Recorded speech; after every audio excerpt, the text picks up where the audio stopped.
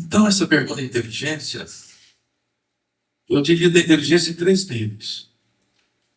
A verdadeira inteligência, que é os fins. A gente trabalha hoje na psicologia, 7 homens, quando fala homens, homens e mulheres, né? 7 homens. Nós temos uma identidade que está dividida em 7 partes. 6 são reais, um é fictício. E olhando cada uma dessas personalidades nossas internas, vamos entendendo quem nós somos. Então a gente vai trabalhar esses personagens aqui. Aí você tem a inteligência artificial, da Magalu. Você conversa, hoje é impressionante, né, a inteligência artificial.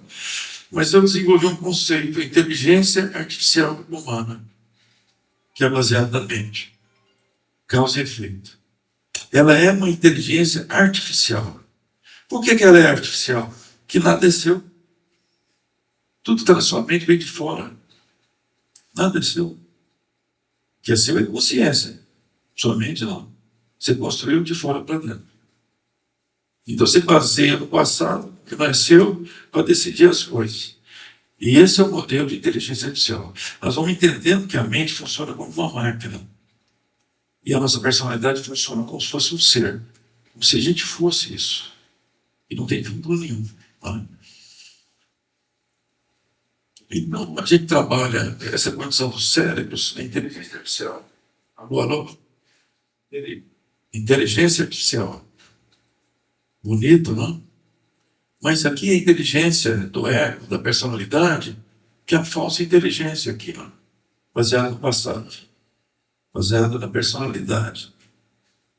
E aqui a verdadeira inteligência que está ligada ao propósito. Então a gente vai vincular o coração, que é um cérebro.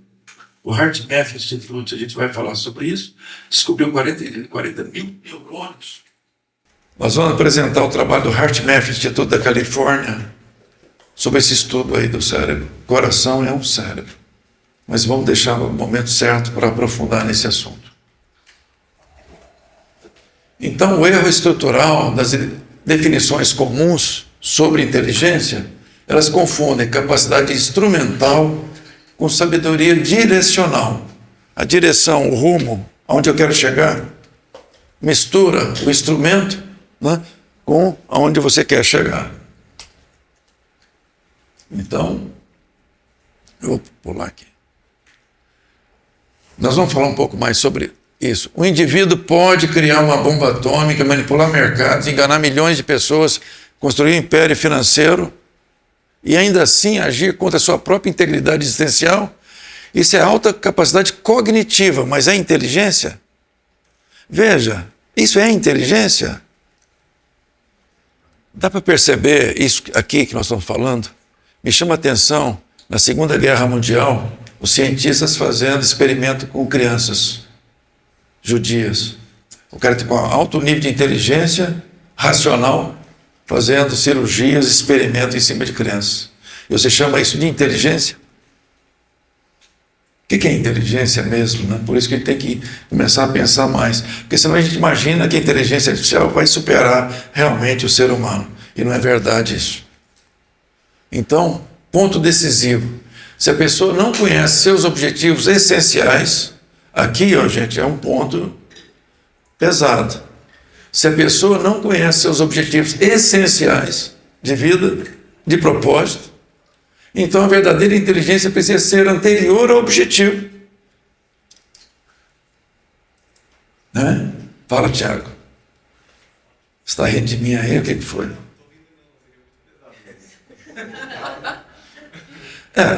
Se a inteligência chegar a um fim, e esse fim eu não tenho, então a verdadeira inteligência é te ajudar a chegar lá, definir onde você quer chegar. Não é, ou não? É o coelho da Alice. Se você não sabe onde você quer chegar, qualquer caminho serve. Sêneca também falava exatamente isso, né? Isso muda tudo. O propósito de vida. O que faz você se movimentar. E aí, vamos pegar aqui e adapta. Eu entusiasmado com a inteligência artificial. Já tem 2 anos, quase 3 anos que eu lido orientando sobre inteligência artificial nas empresas. E aí, um ícone hoje na América Latina, esse Max Peters aqui, da Adapta. Muitos de vocês, eu acho que conhecem a Adapta One. Então, a oferta deles é o seguinte: você faz um prompt e ele usa todas as ferramentas no nível, maior atualização das ferramentas de inteligência artificial e escolhe qual a inteligência mais adequada para o seu prompt. Por sinal, eu já venho experimentando e não venho gostando. Mais para frente pode discutir por que isso. Porque também é uma inteligência que está escolhendo ali e que valores, como é que ela está seguindo para escolher. Eu já percebi que tem um furo atrás disso. Eles querem ser a empresa de tecnologia, de IA, mais importante do mundo. E humanizada. Aí eu fiz a pergunta: o que é ser humano para vocês? Eles não querem me responder. Certo? Que para humanizar, a primeira coisa é entender quem é o ser humano. Certo? Como é que ele funciona, né? Eu posso falar, eu quero ser humanizado, mas como? O que você vai fazer para humanizar? Não é? Então ali está o modelo deles. Eu estou aplicando esse modelo, mas não estou gostando. Preferível a gente mesmo escolher as ferramentas. Os resultados estão sendo ruins. Quando surgiu a inteligência artificial, eu observava de cada empresa os valores que ela usava. Ela bloqueava as coisas, eu sabia exatamente o que estava bloqueando, a linha política que ela estava adotando, qual era o núcleo da inteligência dela, gente. Cada inteligência artificial tem um núcleo. Ela está buscando alguma coisa clara, ponto de partida. Ou é rentabilidade, resultado, produtividade, prazer de vida. Ele tem uma estrutura básica para te dar a resposta. Embora ela se ajusta a você, quando você faz um projeto, você diz qual que é o projeto, ela cria um escopo desse projeto. Não estou dizendo que 100% isso. Mas as inteligências têm um núcleo, certo? E eu me assustei demais com a Microsoft, com a Apple, com o controle político da inteligência artificial. Então, que inteligência está nisso? Como é que elas bloqueiam as coisas? Como é que elas, inclusive, tomavam partido? Inclusive, elas definiam o que era certo e errado para você. Certo e errado.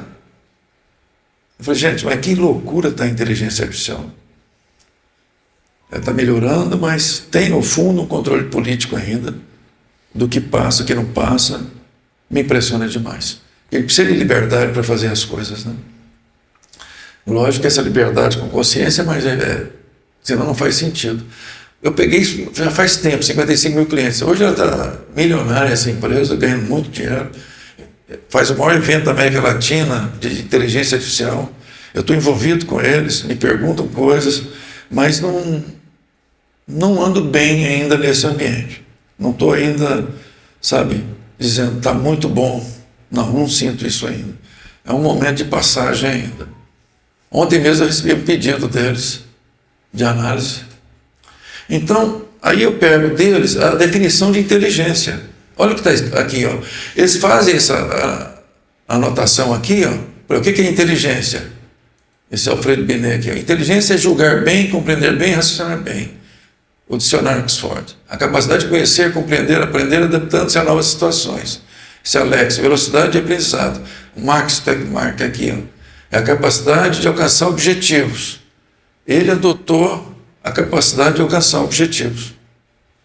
Então, volto a falar. Se esse é o ícone da América Latina de inteligência artificial, a capacidade de atingir o objetivo é o caminho da inteligência. E como é que você define o objetivo? Esse é o ponto que eu ponho para reflexão, certo?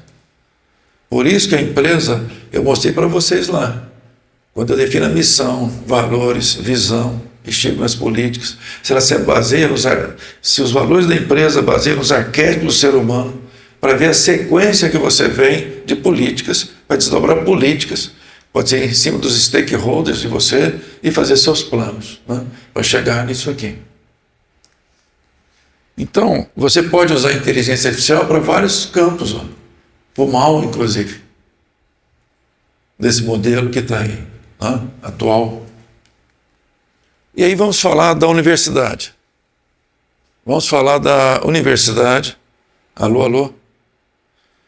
Eu, quando fiz meu PhD, antes eu fiz um mestrado com apoio da USP, ligado à instituição ligada à Índia. Depois eu fiz um PhD na área humana. Eu venho da área financeira. Vocês vão ver que eu fiz uma ruptura. Nunca larguei a área financeira, gosto demais dela. Mas eu percebi como a mente funciona na área financeira.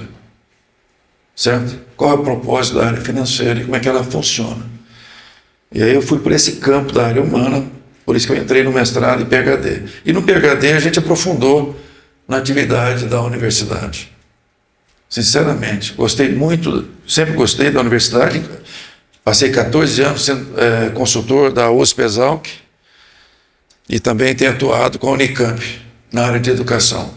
Já fui parceiro da Unicamp também na área de sistema de gestão no passado. Mas olha que coisa, eu quero voltar no mesmo tema. No mesmo tema. Eu estava tentando usar esse aparelhinho aqui, tentei de todos os modos, né? Aí o Vandir falou assim, mas está sem bateria? Como é que você quer energia se não tem bateria aqui? Eu falei, poxa, está falando de energia, né? Cuida da energia, senão não vai funcionar. Quem mexe com plantas sabe disso, né? Toda alimentação acaba gerando um processo de energia. Aqui vem um tema, você está dialogando sobre algo e alguém fala, isso é científico? Isso é científico? Está comprovado? É verdadeiro? Vamos ver como é que funciona esse assunto. Vamos ver como é que a universidade funciona. E vamos entender porque a maioria na nossa sociedade não entende o fenômeno da universidade. Não entende como é que ela lida com a verdade. Vamos lá. Quando você vai fazer um mestrado, doutorado, você tem uma hipótese qualquer, você tem algo para fazer, um trabalho que você quer fazer de pesquisa. Então, primeiro, deixa eu checar aqui, ó. A maioria de vocês já conhece bem o PDCA. O P do PDCA, que é o plano, você tem objetivo e meta. O rumo é a área da eficácia. O método é a área da eficiência. O rumo, eficácia. O que precisa ser feito. Eficiência é fazer bem feito. Ok? O que acontece com a universidade? Interessante. Você chega na universidade, o professor, seu orientador pergunta, qual que é o seu projeto? Aí você fala qual que é o projeto. Aí você aplica o método científico. Ah, legal. Quer dizer que o método científico é eficiente, ele não é eficaz. Nunca foi. A universidade não entra na eficácia, entra na eficiência. No como, mas não no quê. Mas o que é onde eu quero chegar? Mas quem me ajuda a pensar onde eu devo chegar? A universidade não te ajuda nisso. Muito pouco, é muito raso esse assunto. Lógico, o orientador pode apresentar um campo de alternativa para você, mas tem que partir de você.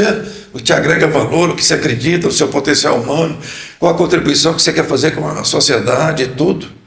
Esse é o nosso papel. Então a ciência, ela é eficiente, não é eficaz. Não estou tirando a importância dela. Quando eu tomei os comprimidos azul para fazer cirurgia, eu rezei a benefício de quem inventou esses negócios. Então, a ciência é fantástica.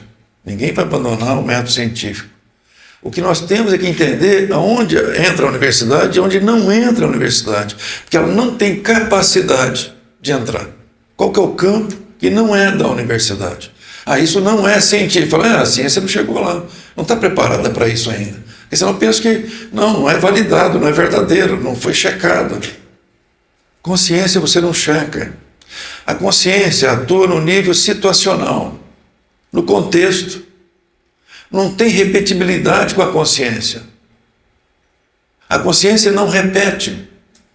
Como é que o método científico é aplicado à consciência? Não tem jeito de aplicar. Por exemplo, a minha esposa tinha problema sério de pedra nos rins. Morava em Brasília. Ela me ligava e estava em crise. Vocês acham que algum semáforo de Brasília me segurava? Mas se olhar pela lei, está errado. Não é isso? Porque a consciência não tem parâmetro.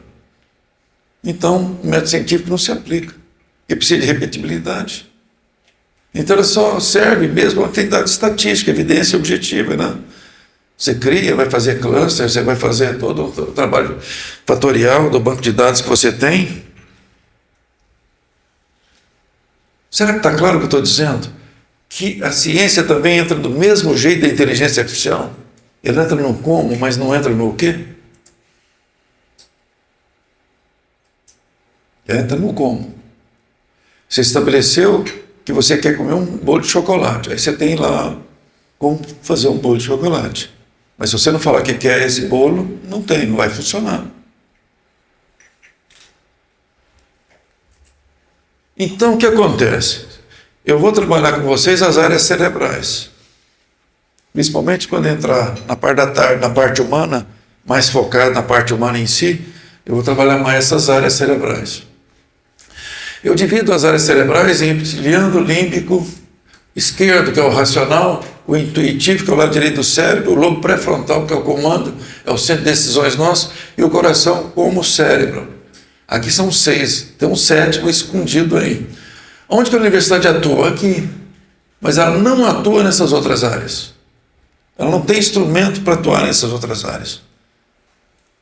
Por isso, a ciência usa esse óculos, não consegue usar esse outro óculos, do sentimento, da área humana. Se o ser humano, em última instância, quer ser feliz e viver em paz, essa área cerebral não ajuda em nada a viver feliz e viver em paz. Ela te ajuda a comprar arroz, feijão, comprar o carro, mas ela não tem instrumentos para isso. Ela não tem. Se aquilo que é o último valor em todo mundo, no mundo inteiro, a universidade não te ajuda e a mente não te ajuda. Aquilo que você mais precisa, ela não te ajuda. Ela não tem instrumento para isso. Não tem capacidade técnica para isso. Então, a universidade não conhece o homem. Primeiro passo, ela não conhece. Porque você precisa ter uma visão sistêmica do ser humano. Todas as suas dimensões. Eu trabalho 15 dimensões do ser humano. A biológica. Você pode usar a biologia, a parte da medicina, a mente. Você pode dizer que é a psiquiatria, ou você pode pegar os psicólogos. Quer dizer, cada um está olhando alguma parte do ser humano. O ser humano é um todo. Ele não age por pedaços, por partes. Ele age no seu todo de uma vez só. Então, psicologia, biologia, sociologia, medicina e assim vai. Então, ela não consegue trabalhar o ser humano. O ser humano como seu todo. E aí vem uma coisa muito importante. Deepak Chopra. Deepak Chopra também foi um desses que nós trouxemos ao Brasil, uma das visitas que ele fez aqui, a nossa empresa trouxe ele. E ele já falava o seguinte, os 120 itens que a universidade não conseguiu decifrar, não se acha, nunca se localizou ligação da mente, da consciência com o cérebro. Nunca se achou lugar. Não vê conexão direta. Não acha. Não achou. Até hoje a ciência não chegou lá. Se nós estamos falando de uma coisa fundamental do ser humano, ele fala, mas a ciência é toda. Mas não chegou lá, está distante disso. Não tem nada. E sobre consciência, eu diria para vocês, pode ser que surja algum método científico diferenciado aí para o futuro. Mas hoje nós não temos meios para isso. Então, esses são 120 itens que a universidade não sabe resolver. Se vocês pegarem, a gente vai falar de física quântica, é um problema na universidade. O físico quântico com o físico clássico newtoniano. É uma encrenca. O físico newtoniano não aceita a física quântica, que vai tratar da consciência, que fala já no nível de consciência. Veja que coisa interessante. Vamos falar de QI, né? Falando então de inteligência. O que acontece com essa imagem aqui? O que está acontecendo? Tiago, pode falar, se está indo aí, então fala. Entrega o ouro. Esse aqui é o exemplo da hipocrisia, né? Que a gente vive o verde, mas está tudo comunicando o contrário. Né? Mas o que está por trás disso? Que nível de inteligência ele tem? Hein? Talvez assim, nós vamos mostrar, do ponto de vista de uma árvore, mostrando a questão da inteligência, que às vezes ele tem uma inteligência da bicicleta. Ele sabe como é que ela funciona, a energia, aquela energia aqui, isso ele tem inteligência. É o campo de saber dele. Mas quando você enxerga só seu espaço, Sua inteligência só está naquele espaço. Então ele é inteligente. O jardineiro é inteligente quando ele pega lá na jardinagem. Mas às vezes ele não entende o carro que ele usa. Certo? A inteligência dele é focada numa área específica. Ali ele tem causa e efeito clara. Em outra área ele não tem. Então ela está focada num pedacinho. Esse é o problema do gestor. E o gestor tem que pegar a empresa inteira. E como ele toma uma decisão, ele pega marketing, finanças, venda, recursos humanos, tecnologia, processo produtivo, tudo uma vez só. É sistêmico. Então qual a inteligência para o executivo? O que se espera do executivo como inteligência?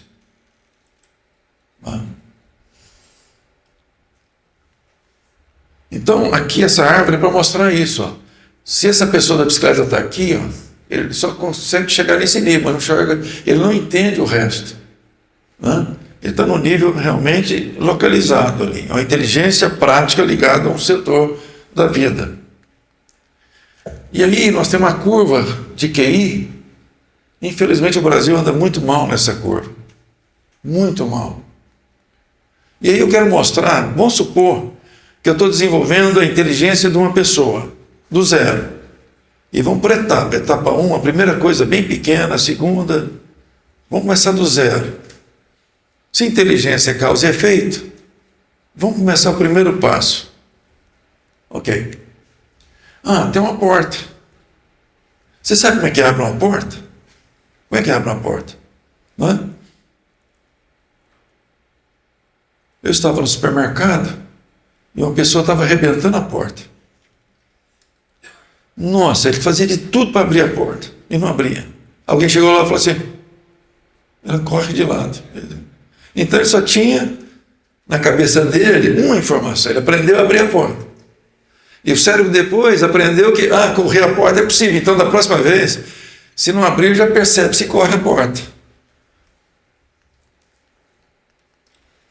Eu estava numa loja, uma empresa de telhas, e lá tem essas portas envidraçadas. E aqui está marcado você abrir correndo pela lateral. Eu estou lá com a vendedora e ela começa a dar risada. E eu estou de costas para essa porta. Falei, o cara está tentando abrir a porta, não está? Ele falou, tá. Era um atrás do outro tentando abrir a porta, entendeu? Talvez pelo tipo de maçaneta que tem lá, induziu o cara a querer forçar. Então, veja como é que você vai desenvolvendo a inteligência do ser humano, passo a passo, de acordo com a memória, de acordo com o aprendizado antigo. Sabe?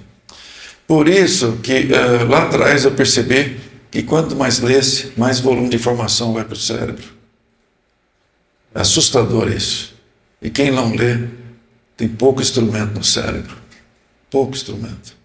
Muito pouco. A estatística nos Estados Unidos às vezes fala de 60%, de 40% de perda de vocabulário pelos jovens. E quando você perde vocabulário, significa que você não nomeia a realidade de forma adequada. Você tem menos instrumento para solução de problemas. Quem não lê, quem não participa, não busca conhecimento, se limita tremendamente à condição também. Se por um lado a racionalidade e a informação, a inteligência artificial vai nos superar, mas essa amplitude de nomear as coisas ainda é fundamental. Mas quem não lê, só vê slogan, quer dizer, só vê uma coisa do Google, uma coisa bem sintética, bem fácil, não vai rodar. Então a queda de QI hoje é impressionante. A capacidade de solução de problemas impressionante pelas pessoas.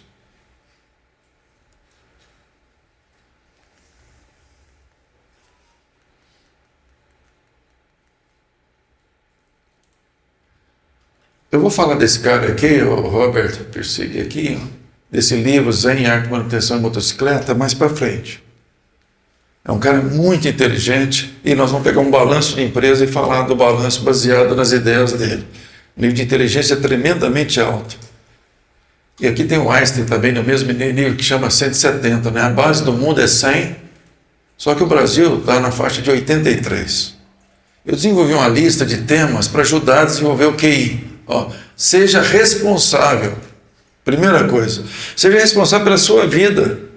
Depois nós vamos falar como os neurônios funcionam para fazer sinapse. E a sinapse gera memória, a memória gera aprendizado.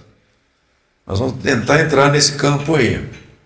Seja responsável por si, ou por alguma coisa, além de ser por si, seu plano de vida, onde você quer chegar com a vida. E nas organizações onde você está, você é responsável por quê? Pelo quê? Faça o máximo de leituras, faça visita para constatar situações, tenha metas na vida, busque ser uma pessoa, um profissional melhor, desafie a si mesmo, explore novos temas, misture lazer e aprendizagem. Essa é uma proposta de caminho de melhora de QI, coeficiente de inteligência. Então, uma coisa que a gente vai aprendendo sobre automotivação, quem não tem objetivo não tem automotivação, motivo para agir. Veja, a falta de propósito, a falta de objetivo, falta motivo para ação, motivação. Então o cérebro é muito interessante. Se você tem um objetivo, ele seleciona os temas de trás para a mente para você, de acordo com os seus objetivos. Mas se você não tem, naturalmente ele não vai funcionar dessa forma. Então os objetivos traz à tona no seu ambiente mental alternativas, né? Desde que você saiba onde você quer chegar. Senão não tem saída. Ô, Sr. João, o senhor lembra dessa frase lá? O Sr. João colocou essa frase lá na mesa, né, de reuniões, não é isso? Do Silvestrin, que diz, né? O cérebro não funciona na pessoa que não é responsável. E aí nós temos que entender tecnicamente, isso não é filosófico, é técnico. Questão altamente técnica. Como é que o cérebro funciona, por isso que entender como é que temos as sinapses no cérebro. Então, onde se situa a verdadeira inteligência, nós falamos nos meios ou nos fins, o cérebro não funciona para indivíduo que não tem objetivos, né? Eu vou dar um passo aqui. Vamos falar do neurônio. Como é que funciona o neurônio para falar da sinapse? Por que é importante? Porque o que é o conhecimento quando a gente fala baseado na memória? Se eu tenho sinapse, a sinapse gera memória, e a memória então gera aprendizado. Mas se não tem sinapse, não tem aprendizado. Okay? Mas ninguém aprende se não tiver sinapse no cérebro. Okay? Mas como é que funciona esse neurônio? Vamos pegar um neurônio aqui. Você tem um núcleo do neurônio aqui e ele tem um nível de energia aqui dentro. Então, vamos chamar aqui de nível 1, aqui dentro. Aí chega um estímulo de nível 1, não atravessa. Outro 1, não atravessa. Vai atravessar o neurônio se esse estímulo for superior à carga de energia no núcleo. Né? Quer contribuir? Então, o que acontece? O que é olho de peixe? O estímulo chega aqui, 0, 1. Aqui tem 1, não gera sinapse, não gera memória, não gera aprendizado. Então, a motivação cria energia, o interesse, e vai gerar sinapse. Então, o meu interesse é muito alto, chega nível 5 aqui. Aqui é 1, opa, faz uma rede neural aqui. Gera memória, gera aprendizado. Então, estou lendo um livro, estou fazendo uma viagem, estou participando de uma reunião. Meu nível de atenção, de interesse, motivação é que vai gerar memória, gerar aprendizado. Então, você tem neurônio que é desse jeito aqui, né? Não vai gerar sinapse com um neurônio que não tem energia.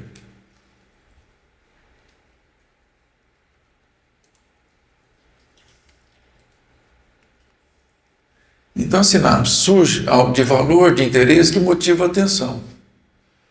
Você vê que a motivação está na alma da sinapse, está na alma do aprendizado e da memória e aumento de QI das pessoas. Paradigmas mentais que são gerados pela sinapse também, pela memória. Eu vou entrar num tema que eu vivi, passei por ele, de paradigmas mentais. Eu era uma pessoa que não acreditava em mim, em hipótese alguma. Então eu vou falar mais sobre isso porque pesa muito aí no meu raciocínio. Mas vamos pegar um caso desse. Você pega um elefante novo, no meio da mata, prende o elefante e ele fica preso numa corda. Ele fica tentando se soltar por muito tempo e não consegue. E depois uma criança passa uma corda no pescoço do elefante e leva para onde quiser. Porque ele perdeu a condição de entender o seu potencial, a sua força. Ele entende que a corda tem mais força que ele. Então a criança pega a corda, passa nele e leva para onde quiser. Perdeu a percepção do potencial. E isso acontece com nós, com quase todo mundo. Com quase todas as pessoas, não entender o seu potencial. E os paradigmas mentais bloqueiam o crescimento da pessoa. Paradigmas mentais, eu não acredito em mim. Ou por reforço negativo que eu sofro, dos pais, professores, dentro da empresa, dos chefes, reforço negativo. Aí eu passo a não acreditar em mim mesmo. Então a educação infantil, que é sempre assim, sim, não, sim, não, sim, não, enche de paradigmas. Por isso a educação em valores humanos, que é amorosa, não cria parâmetro, cria liberdade. Você educa baseado nos valores e ela se expressa plenamente. É isso que nós vamos gerar um Tesla da vida, um Einstein da vida, alguém que não tem limites. O Einstein falava sobre educação, falava, gente, que porcariada essa educação que está aí, bloqueadora, eu quero criança que vá contra tudo isso, entendeu? Que seja rebelde. Mas fala que criança rebelde na escola não pode, ela tem que ser certinha. Parâmetros, certo e errado. O Einstein foi contra, violentamente a isso, e tinha percepção disso. Quando você vê a gravação com Einstein sobre educação, você fica impressionado. Como liberar o potencial humano? Eu diria que a minha contribuição com vocês é falar de uma experiência pessoal. Uma experiência que eu passei, então posso falar sobre ela, porque é algo real. Assustador isso. Quase sem exceção as pessoas têm bloqueios. Mas isso é com o elefante, professor. Então, nós somos mais que o elefante. Nosso tamanho é maior. Né? Não é? Então, é pior para nós, né? Gente, atuar com base na memória é basear num galpão velho. Quem baseia na memória para tomar decisão, baseia num galpão velho. Você pensa, eu aprendi uma coisa 10 anos atrás, 15 anos atrás. Comparo com a realidade de hoje e tomo minha decisão. Se aquilo foi bom ou ruim. Como é que a gente pode se basear no passado e não na consciência do momento presente, de acordo com o contexto que você enfrenta a cada momento? Por isso que a palavra certa não é autorrealização. Em inglês é melhor falar self-actualization. A consciência se atualiza a cada pensamento, a cada movimento. Você não tem eu estou realizado. Não, a cada momento você realiza sua potência se você está usando a consciência. A cada forma de pensar. Quando eu falo em liberdade, nós temos a liberdade de pensar e não pensar as coisas. De escolher os nossos pensamentos. Nós não somos nossos pensamentos. É uma máquina que produz esses pensamentos. Nós não somos eles. Inclusive, quando você estuda as áreas que geram os pensamentos, elas são conflitantes, elas não estão alinhadas. Não existe alinhamento nessa área interna nossa. Por isso, avançar nas dimensões humanas, para entender isso. Então, memória é passado. E a pessoa racional vive no passado. Projetando o futuro baseado no passado, no armazém velho. Novas tecnologias, nova forma de ver a vida, tudo à frente, está usando o passado. Repetindo o passado. Por isso que não tem caráter disruptivo com a inteligência racional. Eu quero um cara disruptivo, a empresa precisa inovar com impacto, mas se a pessoa só usa a mente, vai usar a memória, o passado. É coisa pequena, ele pode conseguir melhorar, mas de maneira muito pequena. Você quer romper, é outro padrão mental. Que aí sai da mente e vai para a consciência. Então a memória faz isso com a gente. A natureza nos dotou desse processo, que eu acho impressionante. Desde criança, o processo do nosso desenvolvimento nos obriga a usar a memória e o aprendizado. Para no futuro, com consciência, a gente começar a abandonar o nosso estado egóico, a nossa personalidade, e perceber que a consciência é que identifica, que define quem nós somos. E não a mente, não a personalidade. Com o tempo a gente vai fazendo o oposto. Eu diria que a gente aprende pelos opostos. Nós precisamos do oposto. Eu tenho a plena convicção. Um cara que nasce pobre tem tudo para ganhar dinheiro. Porque ele sabe o que é dificuldade. Um cara que já nasce rico é muito mais difícil. Mas muito mais difícil. Mas muito. Como oposto ajuda o desenvolvimento humano. Vou mostrar um exemplo depois para vocês aqui. Então, a inteligência espiritual, no sentido que eu falei, que não é de religião, então, ela não aspira a conquista externa, mas um estado de ser. Esse é o foco. Ser presente, usar a consciência. A gente usa a memória no trabalho, mas com pessoas, com gente, já é o estado de ser que se espera, né, que funcione no indivíduo. Você pensa bem, o estado de ser, se a pessoa fala qual que é o método, formação de pessoas competitivas, preocupadas consigo próprias, buscando status social, poder acima de tudo e com foco no próprio sucesso material. Vocês acham que isso aqui vai gerar o resultado de vida? Não bate. Aí por isso que falta inteligência espiritual, ou seja, eu quero algo, mas meu método não tem nada a ver com o resultado que eu desejo. Então a criança, né, traz uma estrutura de aprendizagem natural.